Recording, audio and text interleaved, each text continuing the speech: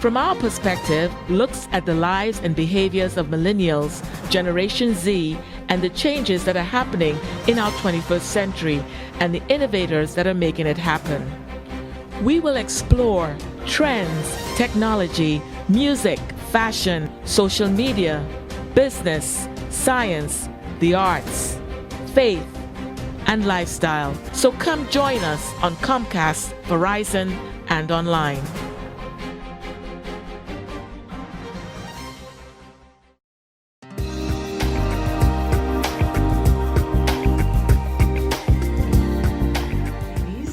Today with us, we have three beautiful young ladies who fall in the category of what the term now is called Gen Z. A Gen Zer is anyone who is between the ages of 11 to 26. Are you ladies in that age group? Yes. Okay, so y'all are considered Gen Zers. Also, Gen Zers are what is noted as Zoomers. Have you heard that term before? I think so. Not personally. Okay, and also, it also precedes Generation Alpha. So Alpha are those that are younger than you guys. All right, and you come after Millennials. All right, so 2023 Gen Zers are those that are born between 1997 and 2012. Make sense? Yeah. You're born within that group, right? Okay, great. I'm going to ask you all from my right to left to introduce yourselves. Okay. My name is Jenna Soga. I'm a student at the University of Pittsburgh. Hi, I'm Chastity Wheeler. I attend Howard University. Hi, my name is Janaelyn Corella and I attend American University. Welcome, ladies, to From Our Perspective. All right, so the topic today is, how do y'all feel about this whole Generation Z, boomers? Do y'all know about it? Do y'all know what categories y'all fall into? As we discussed, y'all are Generation Z, but do you know what baby boomers are? The silent generation. Do you have any idea? Because we can talk about that now. I'm aware. You're aware? I think more recently I've become more and more aware, especially during COVID, like Generation Z and boomers and all those things. Like, is a very big time for categorization of how people were dealing with certain stuff. So I think more than ever, I'm aware of what generation I belong or You fall into. Yeah. Okay, so the generation snapshot here is a look at the different generations. We're going to talk about it. Demographics, okay? The silent generation, which is what they call the traditionalists, those are ones who are born before 1946. So they are 77 years or older. Any one of your grandparents are in that category? Yes. Yeah. Yes. Okay, so what they're saying, they are seek comfort and financial security. They're traditional and they're loyal. Do you all agree? Yes. Yes. Yes. Okay. So let's go to the baby boomers now. So the baby boomers are those that are born between 1946 and 1964. So they're between the ages of 77 and 59. Is that grandparents or your parents getting closer to that age? Grandparents. Still Grandparents. Okay. They're considered strong work ethic, disciplined, and focused. Yeah. Yes. I would say I my was definitely grandparents a are that. strong work ethic. I think Yeah. my grandfather had like 2 jobs to support Yeah. his family. Yeah. Wow. Basically. Okay. So everybody okay? So let's go to the Generation X group. Those are born between 1965 and 1980. So they're between the ages of 58 and 43. Now we're coming into your parents, right? Age group. Okay. Entrepreneurial, value work-life balance, and independent. Absolutely. Oh, yes? Okay, what about For me. chastity? I will say, can you repeat the values one more time? I'm Okay, sorry. so those are Generation X between the ages of 58 to 43. They're considered to be entrepreneurial, value work-life balance, and independent. I will most definitely say the second one, the value work-life balance. Okay. From my parents, most definitely. Yeah, I would agree. Okay, and Janelle. My mom is 39, so she doesn't. Oh, she still doesn't fall. You still Yes. okay? Yeah, So that's why I was like, I'm okay, sorry. so then your mom falls in the age group of Generation Y. She's a millennial. Yes. So she is 1981 to 1996, and they're considered value work-life balance, confident, tech savvy. Yes. Yeah, I agree with all of those things. Oh, so your mom, okay. So, that's the age group. And then now y'all fall in Generation Z, again, born after 1997. Now, this is where I'm going to ask y'all. Y'all are considered independent. Yes? No? Yes. Yeah. Yeah. Entrepreneurial. Agreed. No. To a certain extent. Then, okay, Yeah. then we're going to define what entrepreneurial is because you might be entrepreneurial and you don't know it. Okay. And competitive. Yes. Yes. Mm-hmm. A-type personalities in here. Can you elaborate on that? So A-type personalities are like really. I'll let Chastity elaborate. I will say organization is the big thing, time oriented. I don't want to say rigid because that can have negative connotations, but you're not necessarily go with the flow. You like structure, you like organization, there's balance to everything, and there's time and a place for everything as well. Yeah. If there was a B type that balances that and also has somewhat of like go with the flow, I feel like that would be me. Yeah. Right. 'Cause Kind I'm- of brings in that conversation like the left brain versus the right brainers. You know, one is more artistic, and the other one's like more math and science and calculated, kind of like that, to put it into I perspective. see. Okay. And A-types tend to be very organizational. Like, Yes. you want point A to point Z done. Mm-hmm. Check mark, check mark, check mark, check mark. Okay. So the next thing I wanted to talk to you guys about is now the survey that was done by Indeed, which I sent to you guys before. And I'm just going to read basically their guide for generations in the workplace. They're saying here, there's a group of common personality traits and behaviors that this generation typically shares. That's your generation, Generation Z. While not every Generation Zer will have these characteristics or values, you might often notice the following when interacting with this demographic. So the first one, Generation Z expects to work with modern technology. Yes. Would you go to a job that has the old typewriter? Do I was y'all about even to know? say, like, who's pulling Do out you the know? old typewriter? Right. Do y'all even know what an old typewriter with a ribbon? Y'all don't even know that. Right, And you okay, push push it it back, and it goes again. Right. Versus, or even there's an older computer, because you'd be like, look. I think for me, it's the patient aspect. I expect everything to move with efficiency, so when it starts taking too long, I'll kind of be like, I need something faster. Yeah. I feel like it's just all time. Like, I definitely think that if that product is taking a long time, I think you can invest in something better to not only keep your business flowing, but also efficient and, like moving at a nice pace. But if a product is working and, everything is being successful, I'm always down to learn, in the workplace. So I think that, if a company is like very comfortable with something and they're like, we don't want to change and I want to be in that environment, then I'm down to learn. I feel like for me, it's like I'm used to the new technology, so that's what I work best in. And so getting adjusted to older technology would only like slow me down in a way. So that's where I say, I would definitely, if the resources are there to get newer technology, why not use it? It's probably better than the older technology anyways. Let me ask a question, because the funny thing about it is, LPs, right? Yes. Vinyl records, that's coming back. It is. It is. That's old technology. So why That's your generation is bringing it back with the recording, and you want the old LP because y'all say you like that crackling sound that it does. Or like Polaroids.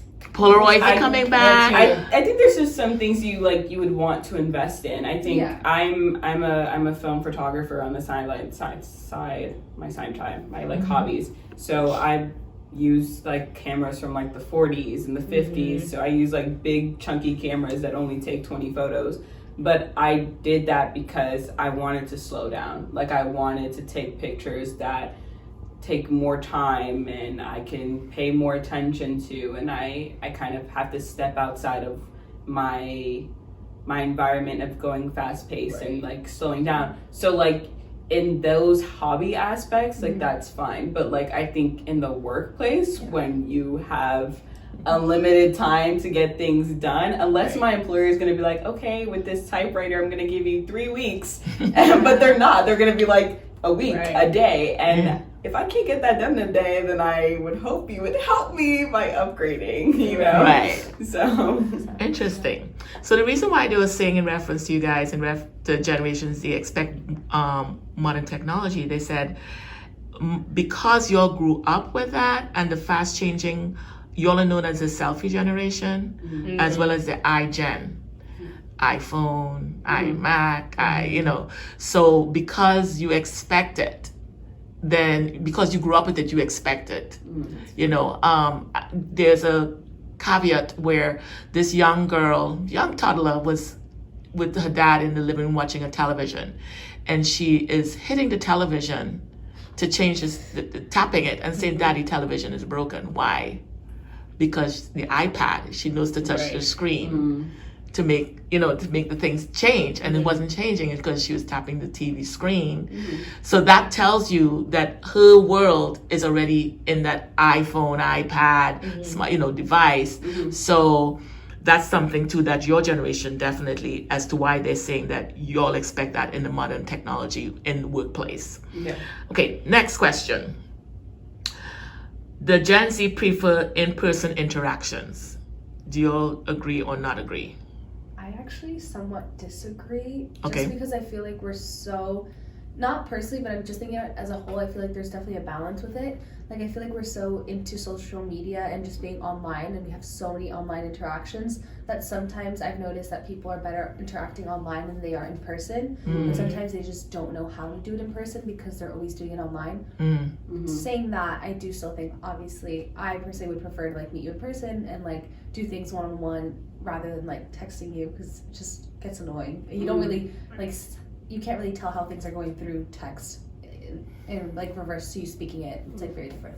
Yeah, I agree. To add on to that, I feel like the tone is so important, and facial expression, and going off of someone's body language and being able to see them, interact with them is very important. Because over text, you're not understanding my tone, or me personally, you learn people's small quirks that maybe I didn't actually mean it like that, but this is what I said, because you only have the words to rely on to convey your message.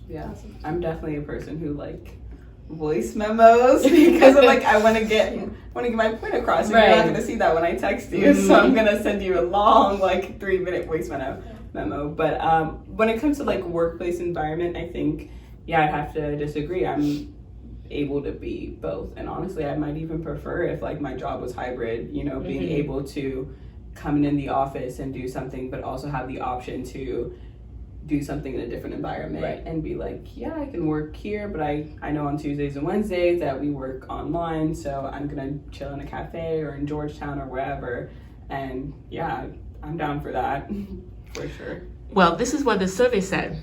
So they said Gen Zers prefers in-person interaction.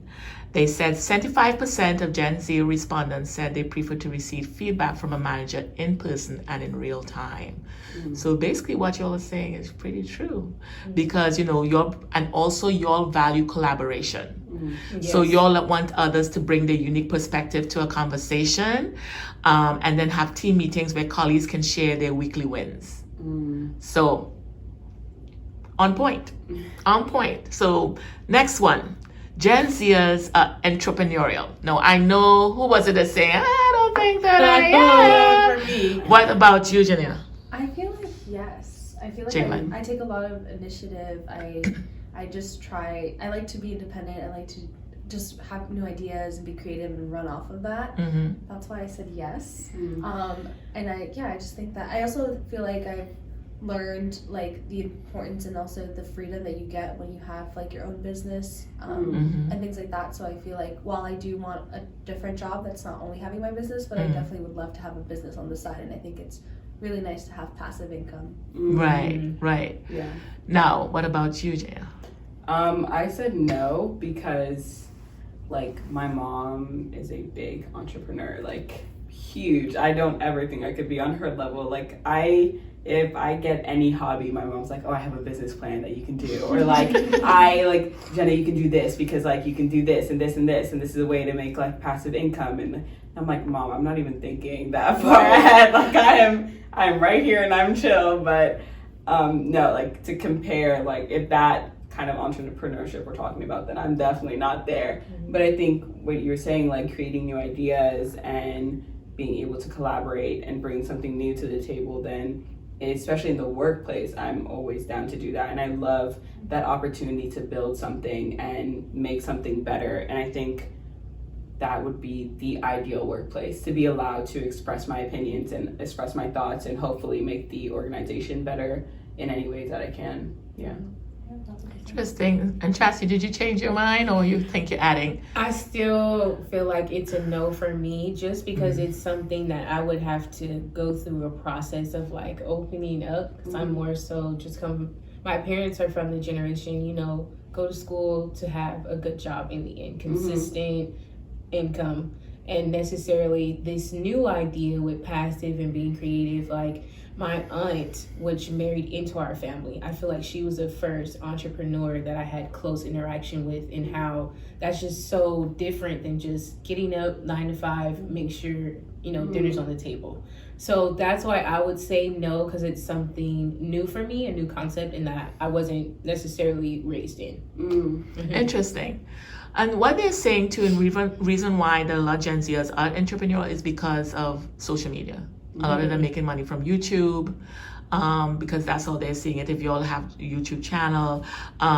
So Generation Z grew up witnessing others using technology to create profitable business ventures. And as digital natives, right, they are primed to leverage their knowledge to create opportunities for themselves.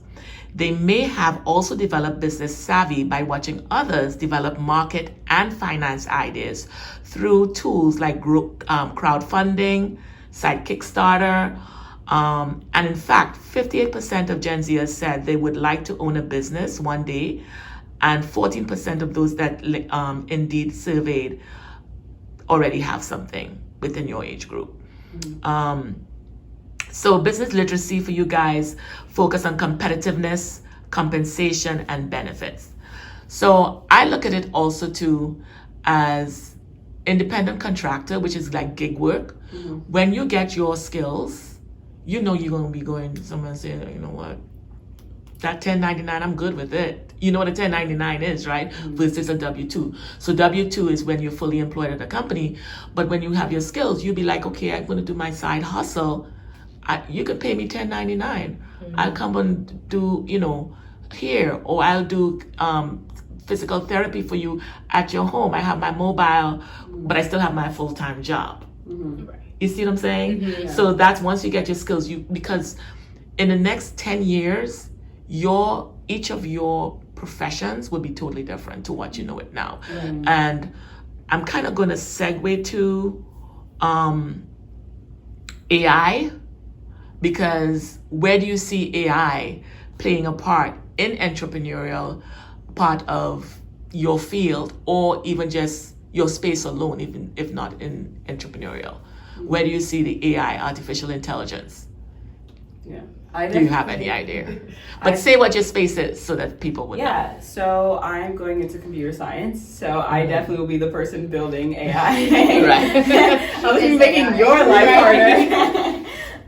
No, I think that, but in those spaces, I think there's only so much AI can do. Really, human interaction is so important. Like you're not going to be able to get rid of doctors. Like we need that one-on-one. You're not going to be able to get rid of therapists. Like you need certain human interaction. But I think AI will definitely play a role in hopefully helping those professions, making things easier. Yes, it might make it harder for those who aren't necessarily tech savvy to adapt to these new things, but I would hope AI is used positively more. I don't know how positive ChatGPT is. Like some people might not agree, but some people might agree, you know, like how it helps them, you know, organize themselves better, things like that. So I would hope in my profession that I end up building things that help people in certain professions, you know, cut back on time or use things more efficiently or whatever, even if it's like, I don't know, like I'm thinking about doctors, but like even if it's like doctors like filing files faster or some sort of data where you can chart things better. I don't know, but it's just like I would hope in my profession I'm using AI to create something positive to help, you know, humans instead of take away their jobs, you know? Yeah. Right, I would agree. And what about you, Carolyn? Your profession? I really want to become a doctor, and I see AI doing two things. Like, it can definitely benefit in like the way that you're saying, but also like one of like the big issues right now, and I was reading about this, is like AI can sometimes implement a lot of like racial biases within it, so then it will like give like certain patients like percentages to certain things, but it's technically wrong because it's just basing it off on like stereotype. Yeah. So it's not actually helping the patient. And this goes with maternal health, and I mean this is like such a loophole, but the whole point is that like it can be used for good, but then also if it's not created and not like tweaked a lot, it can also be bad. So I think it definitely depends on how you're using it, who's building it, what is the background of it. Yeah. So Jenna, you got your work cut out for you to make sure that AI works. And Chastity, what about you? So I also will be going into the medical field. So I agree. I think that is a double-sided coin. So it is very good, like you said, efficient with filing and seeing patients in a more efficient time, so to cut down the wait time. But also, again, on the other hand, I do think that it can interfere with the patient and doctor interaction, because I can come in with all these assumptions just based on your chart written by a computer without having ever meeting you in person, which could totally be different than what your chart is conveying. So I agree, it's double-sided, so it's good and bad. So everything within limits. Now, the scary part of it, in one sense, because all of y'all are going to be college graduates, they say the most number of jobs are going to be lost with AI of individuals who have college degrees. So you guys now, you know, really think about when you go into your space, how can I be unique in my space ahead of everybody else? Because doctors are going to be still coming up, but how do I position myself in a unique factor that I know 10 years from now, my specific criteria is going to be needed because I have something unique vested in rest of the ones who graduated with me, you know? Okay, so next one. Generation Z is less tolerant of authoritarian environments.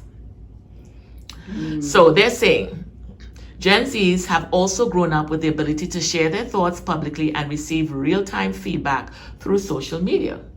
As a result, this demographic may expect their ideas to be heard and respected in the workplace. So, a report published by Workforce Institute shows that they seek trust and support, right, in a manager above any other managerial quality. Stated that motivated to work harder or stay longer at a company if they have a supportive manager. And how do you all feel about that? Do you all need that to? Can you reread the statement, please? Sure. So they're saying that Gen Z is less tolerant of authoritarian environments. So they don't want that whole dictatorship sort of thing, right? They believe that their ability to share their thoughts publicly and receive real-time feedback, what they have through social media. As a result, this demographic may expect their ideas to be heard and respected in the workplace. Yeah. Are you asking us if we agree or just to share our thoughts? If you agree that if you all feel that way. I do think that is true. I just think that it comes with not all the time everyone should have an opinion about something just because you can. If you don't have the experience and you have not put in the background knowledge to be giving your opinion about something, I don't think that you always should. And that's different than, you know, about you expressing yourself about the workplace or something that's happening personally that's affecting you, but always giving your opinion on something that you're not even knowledgeable about or putting the time to know, that's where I feel like it can be a problem. And it's like entitlement.